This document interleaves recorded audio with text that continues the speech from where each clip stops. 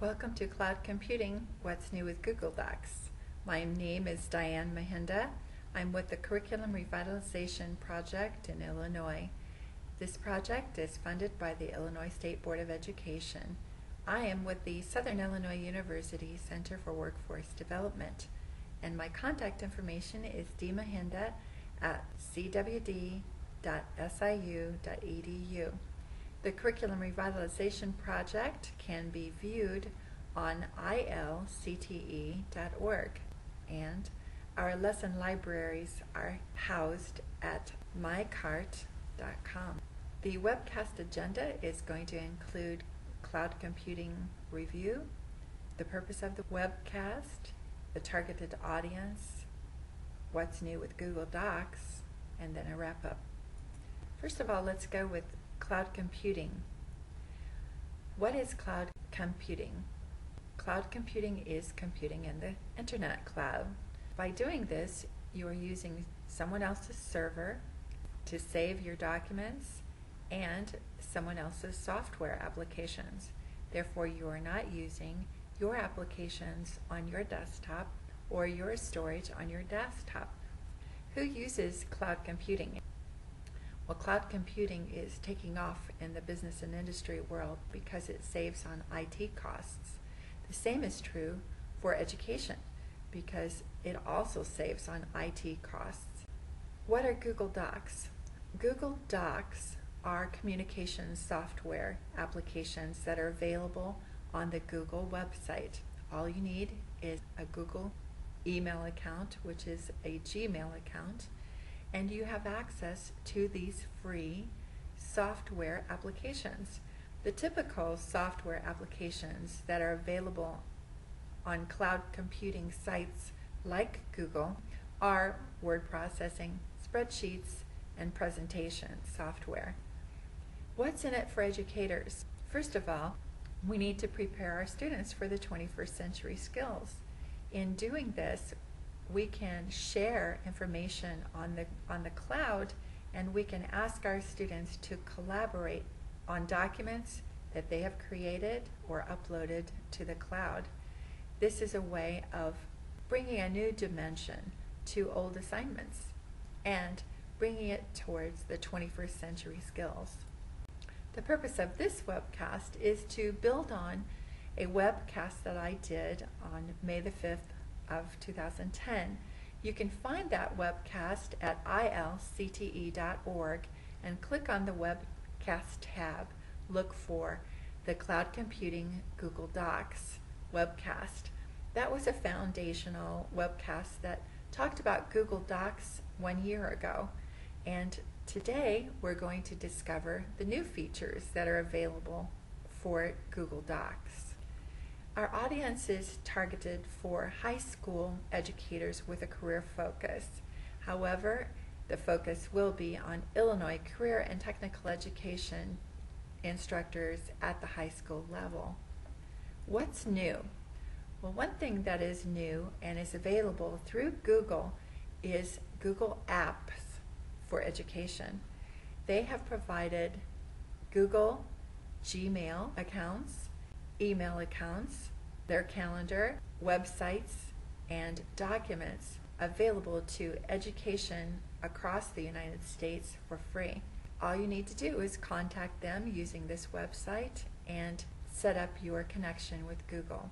Google had software that was available last year.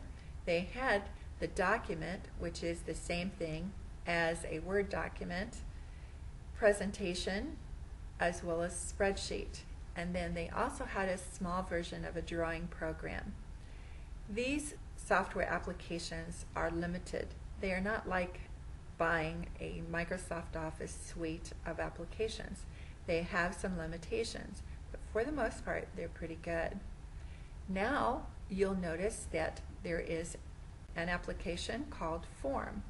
The Form is very similar to a survey that you can use online, an electronic survey, where you can send it out to a number of people if you are trying to find out some specific information. Some teachers have also used the form as a test. Then there is collection. The collection is similar to folders, and you can name your folders by categories of information that you have in your Google Docs so that you can keep your documents organized. You'll notice here that it says from template. So creating new documents can be done with a Word document, presentation, spreadsheet, form, a drawing, and from templates. There are thousands of templates available through Google Docs that teachers can use, and there are many financial documents that teachers might like to use, especially if you are teaching consumer economics or some of the business education applications.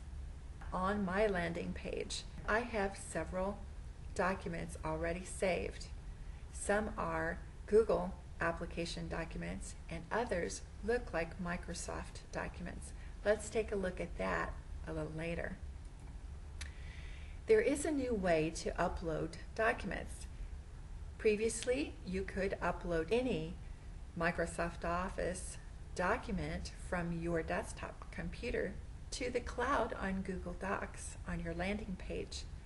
But when it arrived at the Google Docs landing page, it was a Google application, and you had to upload each one of the documents separately.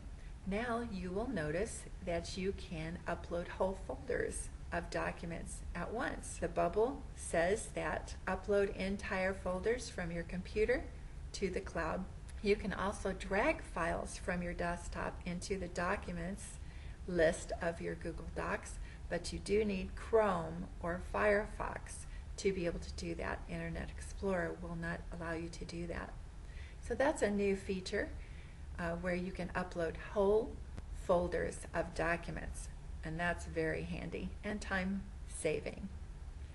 Another exciting feature that Google has made available to us is the fact that you can download a plugin called Google Cloud Connect. If you search for Google Cloud Connect for Microsoft Office Suite, or go to the website listed on this page, tools.google.com/dl/page/Cloud Connect, you can download this plugin. And this plugin will be then installed in your Microsoft Office documents. This page also gives you some excellent little tutorial videos.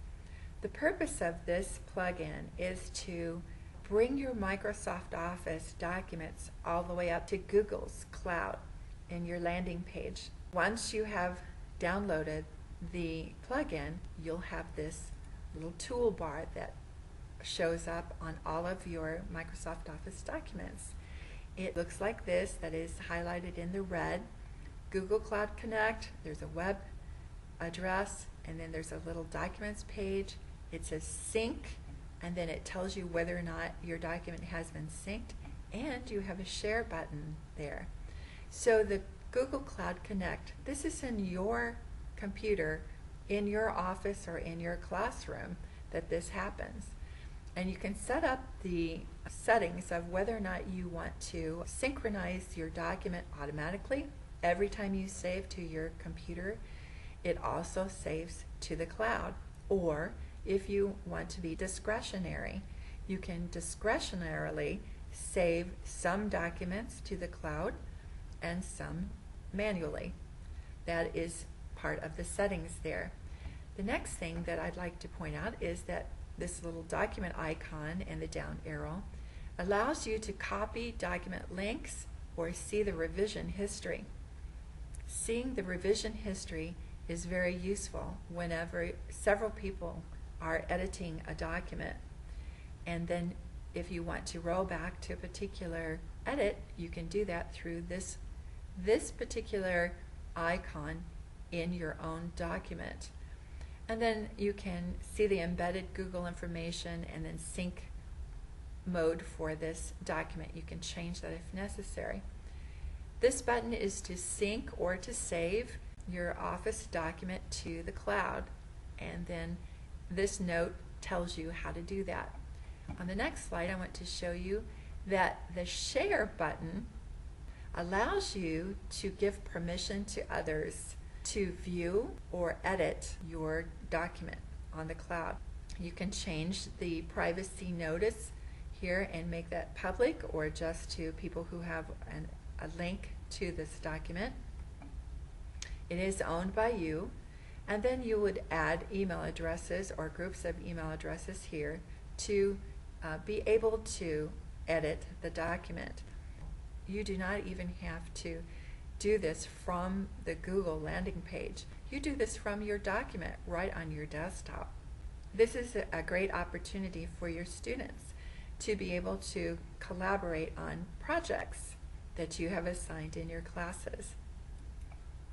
When you sync from your desktop, your Google landing page would look like this. No longer is it the Google Doc, but it is a Word document, a PowerPoint, or a spreadsheet. You'll notice the difference between a Google Doc and a Microsoft Office document. So Google has made it convenient for us to use our Microsoft Office suite documents as well, and you can share and collaborate with those. That's new from Google. Today I have talked to you about Google Apps for Education, that it's not just available for individuals but for whole schools, for the state. Some states have even gone with Google Apps.